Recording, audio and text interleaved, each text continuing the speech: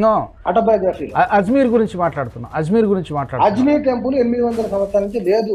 అజ్మీరు ఖాజా మొయినుద్దీన్ చిష్టి అనే ఒక ఇన్వేడర్, వాడు ఒక దురాక్రమణదారుడు, వాడి పేరు మీద కట్టినటువంటి ఒక బొంద.